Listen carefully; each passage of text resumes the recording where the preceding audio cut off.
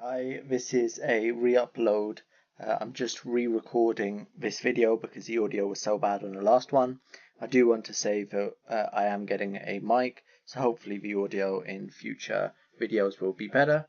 I also want to say that I'm going to use this in the next probably 3 or 4 videos to ascertain what the future of the channel is, if it continues, if so, how often I upload.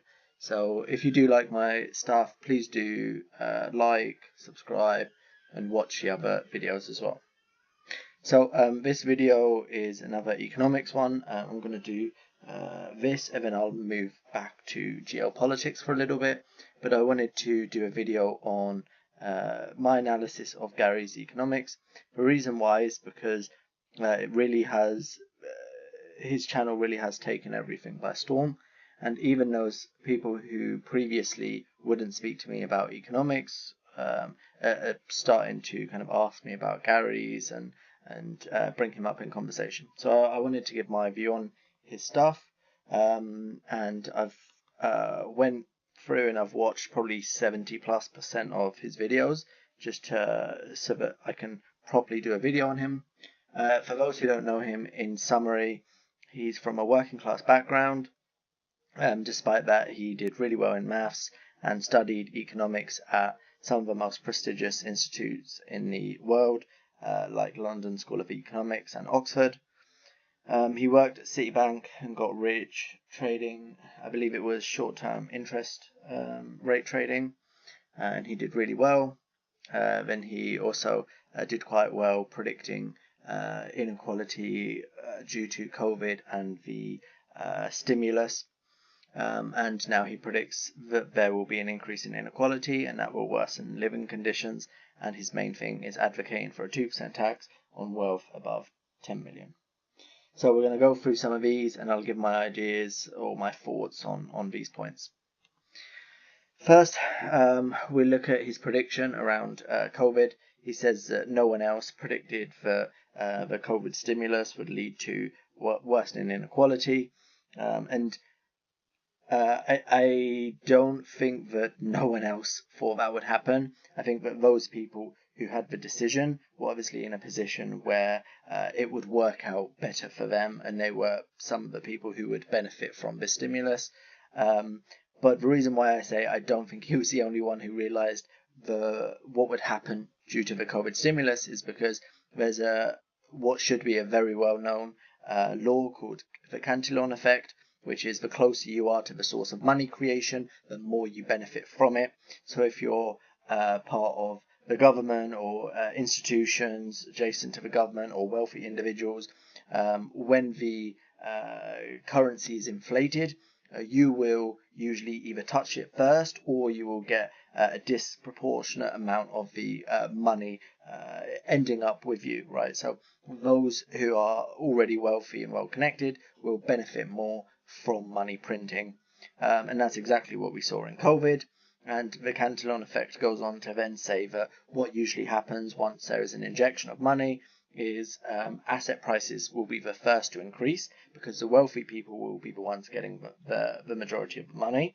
They will then go out and purchase assets, and then through rentier activities, this will then trickle down and lead to an increase in the cost of living as well.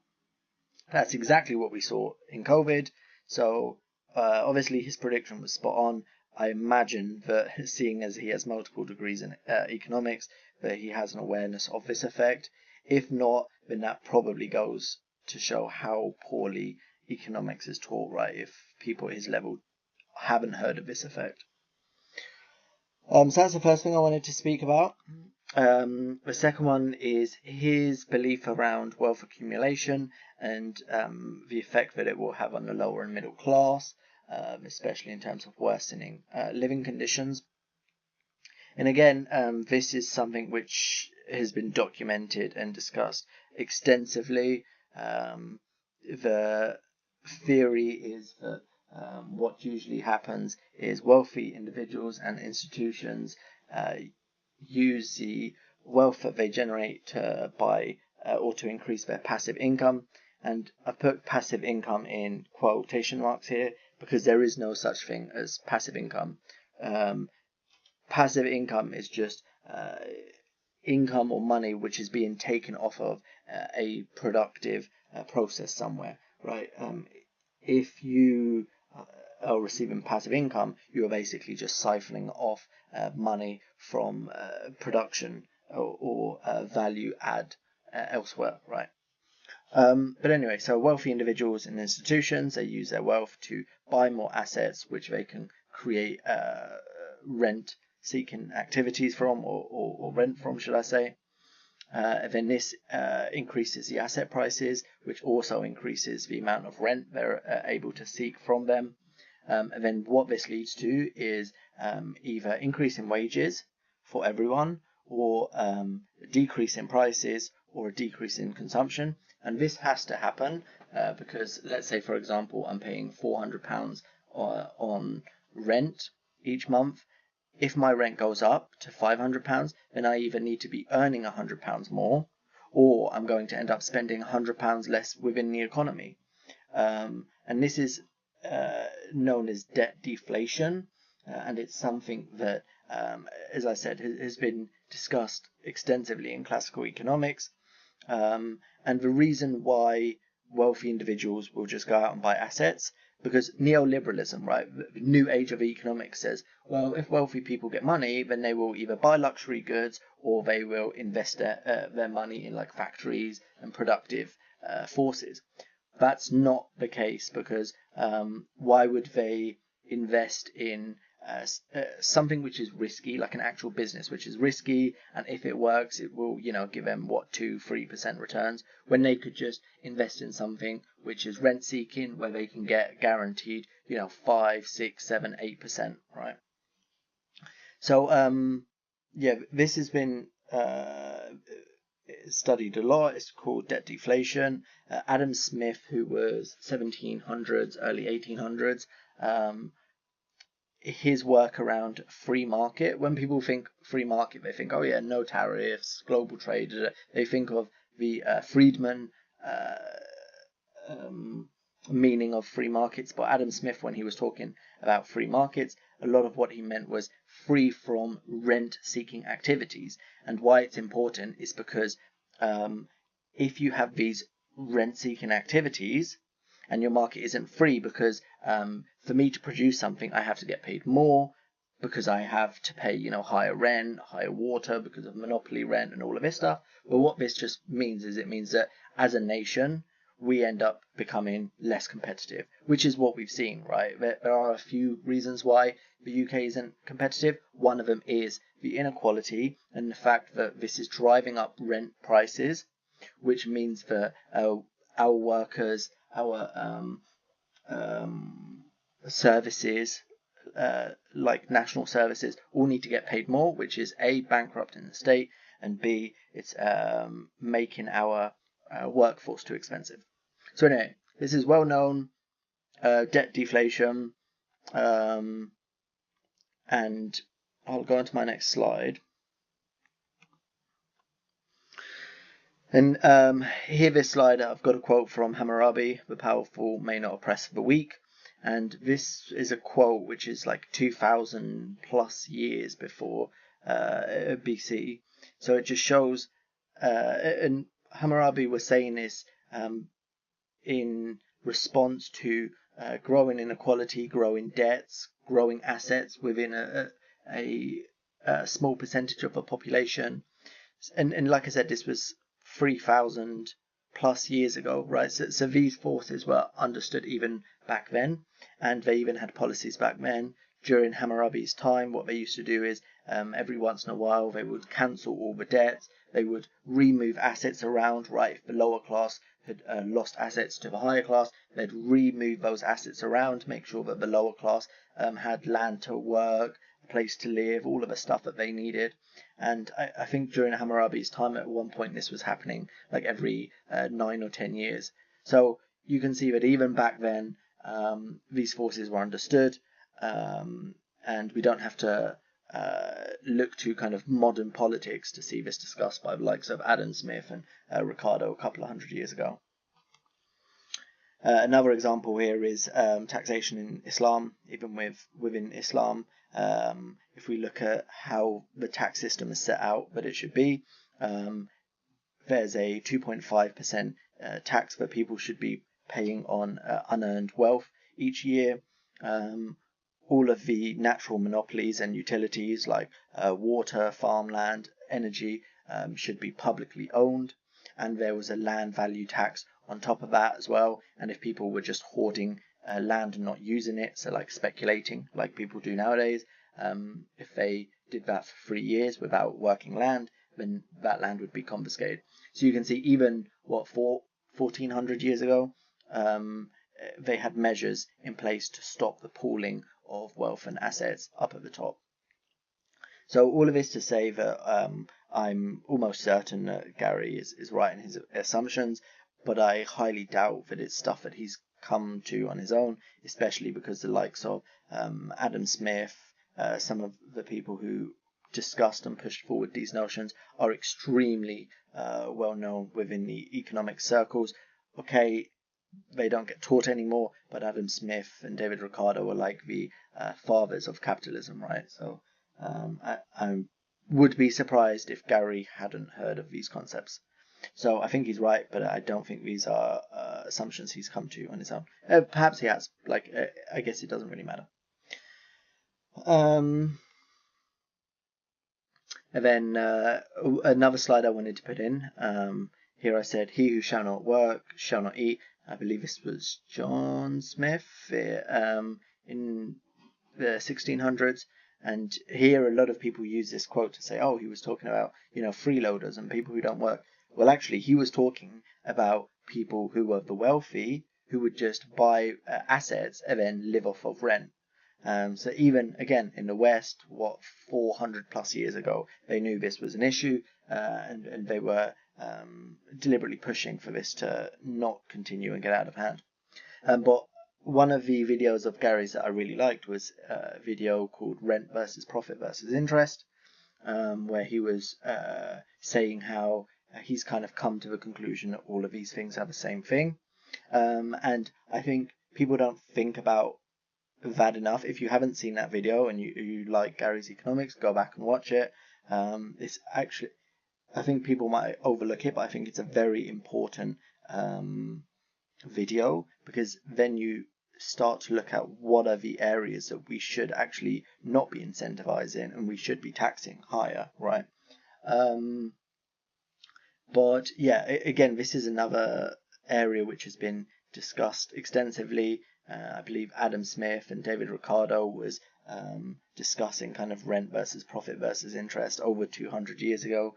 And again, these guys are very well known. They pushed forward stuff like, for example, the free market and what's it called?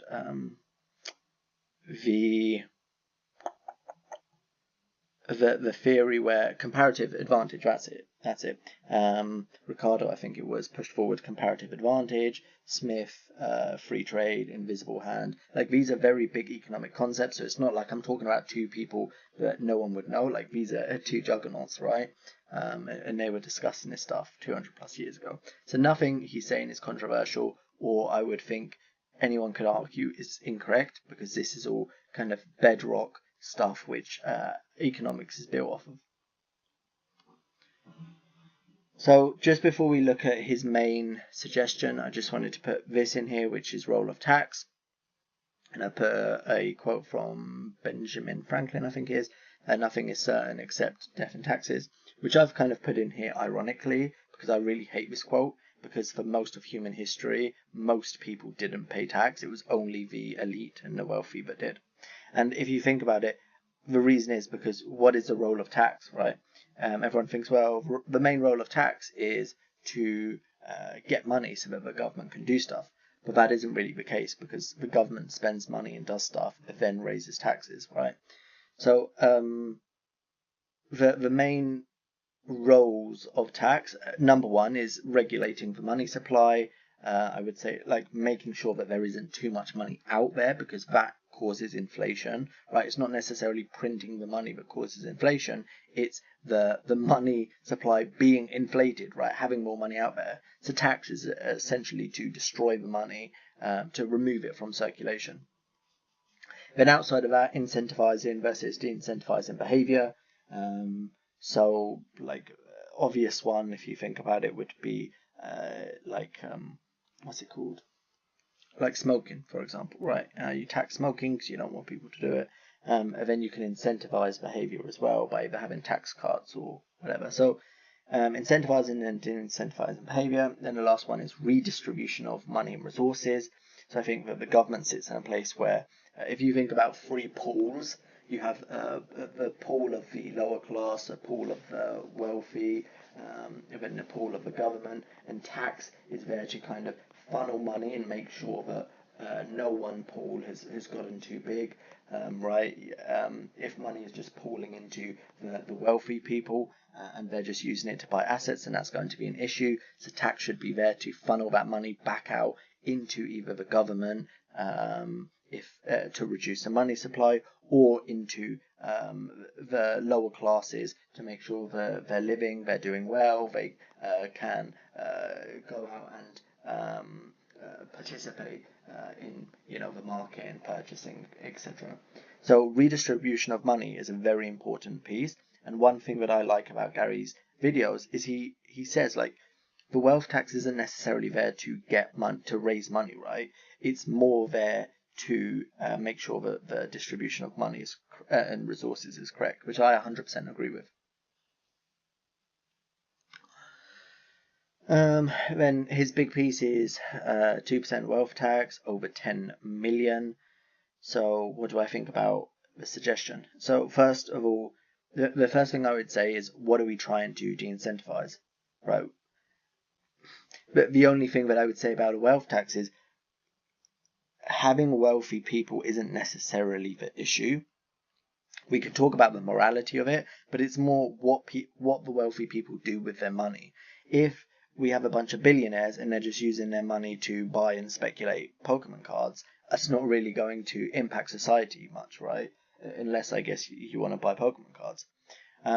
But the issue is when they're using their wealth to do destructive things, like, for example, lobbying, buying and creating monopolies, buying up housing stock and speculating on housing and increasing rent prices, owning infrastructure and putting tolls and rent on that, corporate rent seeking, stock buybacks, dividends. All of this stuff is destructive to the economy, and these are the actions that we want to reduce, because I don't really think it matters if there are billionaires. It's what the billionaires do with their money. And the reason why that is important, one criticism I hear about this proposal a lot is, yeah, but it's really hard to calculate wealth. It's really hard to tax people's wealth. Like, how can you calculate how much a painting is worth or whatever? Or like, what if they just take their money out of the country? That stuff doesn't really matter, because if we introduce a wealth tax and then all the wealthy people panic, sell their housing stock, and then just buy paintings, then we've achieved what we want to achieve. Because the issue isn't that they have the wealth necessarily, it's the fact that it's tied up into assets which can then be used for rent-seeking behavior. And then likewise, if they take their money and they pull it out of the country, one thing that I would say is you could do what Russia did, and you can have like an exit tax. But also, more importantly, they can take the money out, but they can't take the infrastructure, the house, the monopolies out, especially if we tighten up laws and regulation on how taxes and profits are work for corporations, right? So, yeah, that's one thing that I would say I'm a little bit which frustrates me, is the fact that it is so high level that kind of people forget what we're trying to do when we say that a wealth tax could be there. But also there's more precise ways of doing this, right? You could put a wealth tax in place, but actually here in the bottom, when I said what else is needed, we could do the same thing by making lobbying illegal, or heavily taxing it. I think right now it's like tax-free. It counts as a charitable contribution, which is mad, right? We can actually break up monopolies. We can have it so that there's more regulation on rent, maybe like a rent cap, or stop corporations from buying up housing stock, or limit how much housing can be bought by individuals. That public ownership of natural monopolies, increase capital gains tax on corporation tax, introduce a land value tax. Like, there's stuff that we could do which would be a lot more precise than a wealth tax, and also you wouldn't risk actual productive assets being taxed and moving out of the country, which I don't think is a huge issue. And the reason why I don't think it's a huge issue, as I mentioned earlier, is because wealthy people aren't investing in productive assets. They're just speculating, and because it's more profitable. The other point I put is, would it be enough to prevent increased rent seeking? 2% I don't think really makes much of a difference. A lot of these people, their quote unquote passive income from their assets are 5 to 10% anyway. So if they're getting taxed 2%, I don't think it's going to change the distribution of wealth. It's just going to slow down the trend. What is quite interesting is I did this slide before I did the Islamic tax research, and all of the conclusions I came to as to what would be good policies are there in the Islamic tax system. So obviously, being a Muslim, I'm biased, but I find it quite interesting that 1400 years ago the solution's already there.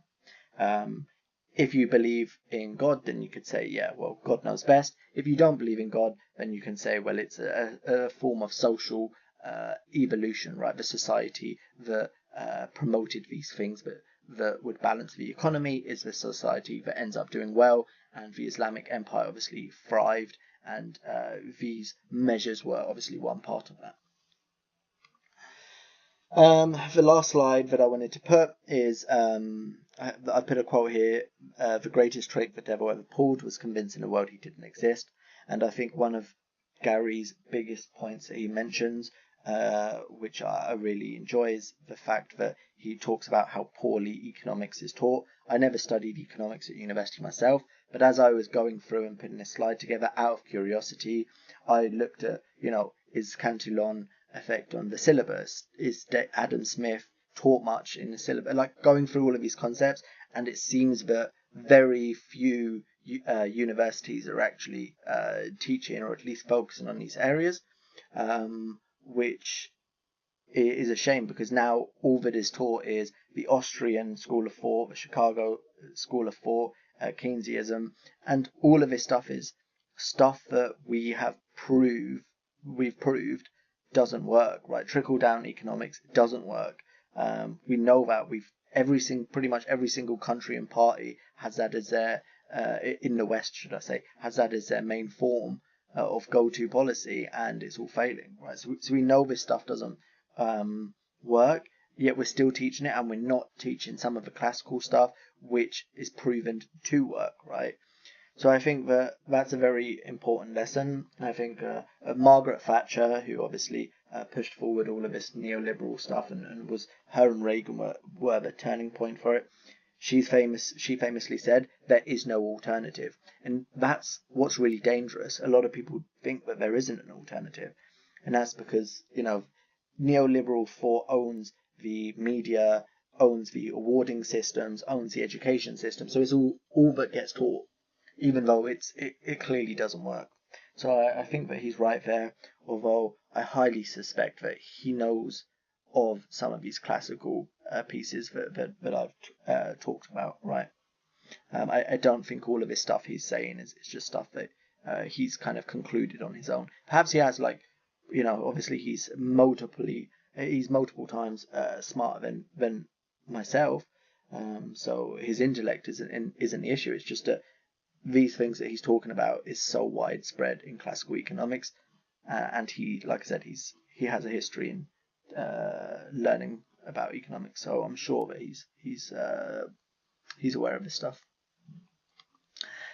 Last slide. If anyone is really interested in what Gary Economics talks about, wants to get into it in more depth in terms of the economic side of things and the history side of things, then one book that I recommend is Killing the Host by Michael Hudson. He goes through all of the stuff which Gary speaks about, but actually goes through the economics of it, what it looks like, how it works, examples, and also what could be done to fix it.